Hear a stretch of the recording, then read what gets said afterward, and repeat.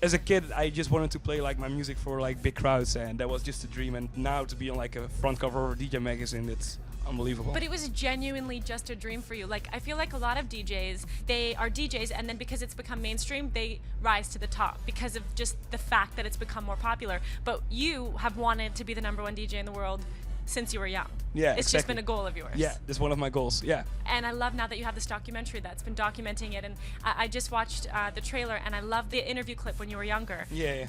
En ook een goedemorgen aan onze jongste gast, 16 jaar, Robert van der Kolk. Goedemorgen. Goedemorgen, beter bekend als DJ Hardwell. Wat is jouw toekomstdroom? Ja, toch nummer 1 van de wereld worden.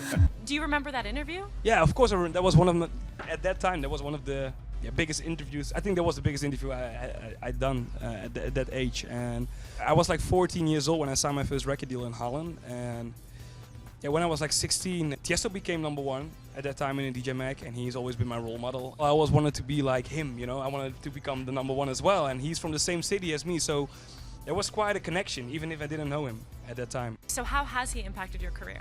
Yeah, since he was always my role model, and he inspired me a lot in my career. He emailed me like 4 years ago that he really liked my music, and I was like super surprised that Tiesto emailed me, like, wow, out of nowhere. And then I sent him I replied him with some new tracks that I was working on at that time, and yeah, then he emailed me back and invited me to come and play with him on Ibiza. That's actually the first time I met him, and yeah, we had such a great connection from the first time we actually met, and we decided to go in the studio together, made 076, and then we started to touring together all around the world. And that's actually at that time that was the moment I really got to know him. And yeah, besides friends, we became actually really almost brothers, you know. He's always calling me his little brother, and he's like a big brother to me. And now we're going to see kind of your progression in Am Hardwell. When did the idea for that come about?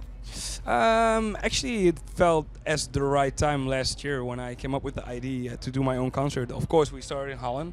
Everything came pretty natural. Well, we were with the organization ALDA, and now the stage is there, and like the whole concept is there. It's ready to take over the world now. And you just obviously can't get enough. You're just so busy all the time, and now you have the new Hardwell studio. Yeah.